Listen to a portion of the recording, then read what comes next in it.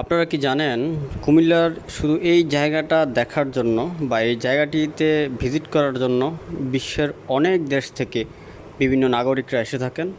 এটি Mainamati war symmetry. কুমিল্লার মানুষ অথবা দেশের মানুষ এটাকে ইংরেজ কবরস্থান হিসেবে চিনেন। কমনওয়েলথ যুদ্ধে ব্রিটিশ বা অন্যান্য দেশের যেই সৈন্যরা বা নাগরিকরা নিহত হয়েছেন তাদের এটা সমাধিক্ষেত্র। এই সমাধিক্ষেত্রে এসে তারা তাদের আপনজন কিংবা দেশের নাগরিকরা এসে এইখানটাতে আসেন এবং এটা এই বিদেশিরা মূলত পরিচালিত করেন, তাদের তত্ত্বাবধানে এটা পরিচালিত হচ্ছে। এটি কুমিল্লার ক্যান্টনমেন্ট এলাকায় অবস্থিত।